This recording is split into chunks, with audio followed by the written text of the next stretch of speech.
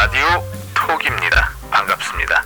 며칠 전 3월 9일 대한민국의 대통령 선거가 있었습니다. 이런 혼잡한 틈을 타 일본은 사도광산이 세계유산 등재 추진에 기존 입장을 확인하며 강한 드라이브를 걸고 있습니다. 니가타시에서 쾌속선으로 1시간 거리에 있는 사도광산은 일본에서 가장 오래된 금은 광산입니다.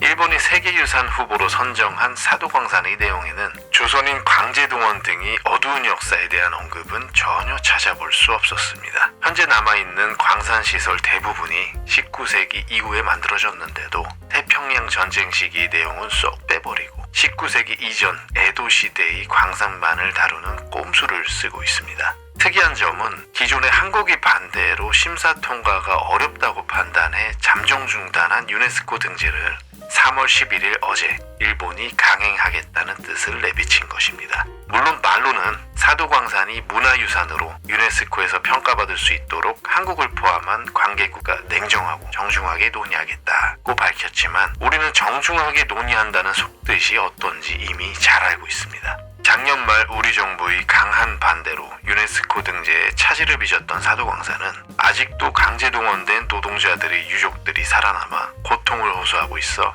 그 역사의 입증이 현재 진행 중인 사건이기도 합니다. 어떠한 역사적 설명 없이 문화재로의 등재는 절대적으로 막아야 할 것입니다. 사도광산에 강제동원된 조선인은 약 1200여 명으로 참혹한 일상 속에서 인간의 존엄이라고는 찾아볼 수 없는 삶을 살았던 것으로 알려져 있습니다.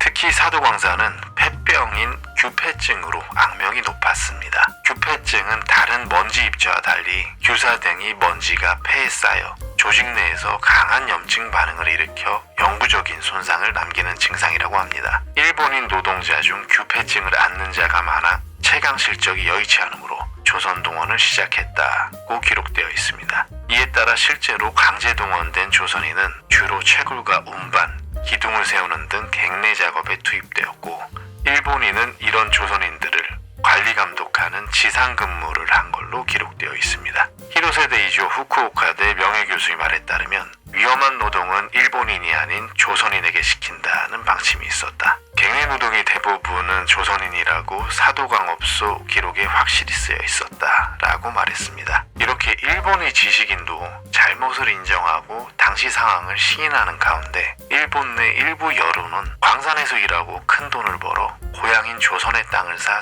잘 먹고 잘 산 사람들이 많다는 말도 안 되는 터무니없는 주장을 하고 있습니다. 사도광산은 어느 광산보다 가혹한 노동으로 전체 강제 노동자의 15%가 목숨을 걸고 도주한 것으로 기록되어 있습니다. 일본의 보도 기록에 따르면 강제 동원된 조선인의 수명이 2년을 넘기지 못했다. 40살을 넘기는 사람이 없었다고 보도한 기록이 있습니다. 사도광산에 연행되었다 극적으로 탈출한 임태훈님의 일지에는 생가사의 경계에선 하루하루가 공포다. 오늘은 살아서 이 지하에서 나갈 수 있을까라고 남겨 당시의 참혹함과 조선인의 비극적인 상황을 나타내고 있습니다. 탈출 이후에는 평생 폐병에 시달려 고통 속에서 1997년 끝내 일본의 사과를 받지 못한 채 운명을 달리하셨습니다. 임태훈님의 유가족 증언에 따르면 폐안에서는 구슬 같은 것이 관찰되었고 숨쉬는 것도 벅찬 형편에서 오래 견디다 억울하게 세상을 떠나셨다고 전했습니다.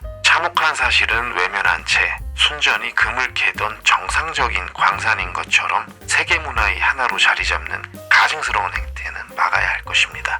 앞선 2015년 일본은 구남도 등을 세계유산으로 등재하면서 조선인 등이 강제노역에 있었다는 사실도 함께 기록을 하기로 하고는 아직까지 약속을 이행하지 않고 있습니다. 아마도 일본은 부끄러워하는 방법을 잃어버린 것 같습니다. 사도광산은 300년이 넘게 침략전쟁에 사용된 역사를 가지고 있는 광산입니다. 도요토미 히데요시부터 히로히토까지 임진왜란 당시에는 조선 정보를 위한 군비 상당 부분을 이 광산 개발로 충당한 사실이 있습니다. 이후 일제감정기에는 구리, 철 등 전쟁 물자를 생산했으며 이를 위해 약 1200여 명의 조선인이 끌려와 참혹한 강제노동에 동원되었고 지금은 인간을 약탈한 야만적인 흔적을 지운 채 세계적 문화유산으로 등재하기 위해 수단과 방법을 가리지 않고 있습니다. 이의 일환으로 투루사도라고 우리말로는 사도의 진실이라는 사도섬의 역사를 홍보하는 홈페이지를 버젓이 공개하고 활용 중입니다. 특히 자국어인 일본어뿐 아니라 영어는 물론이고 중국어, 간체, 번체를 포함한 러시아어와 한국어로도 번역 기능을 추가해 두었습니다. 가만 보면 일부러 이러는 것 같습니다. 한국인들이 보고 우라 열통 터지라고 염장을 질러 감정적으로 대응하게 만들려는 아주 얄팍하고 괘씸한 술수로 보입니다. 이러한 상황일수록 논리적으로 차근차근 반박해가며 유네스코에 문제를 제기하는 노력이 필요한 때인 것 같습니다. 오늘 라디오톡 여기서 마치겠습니다. 끝까지 시청해주셔서 감사합니다. 대한민국 화이팅!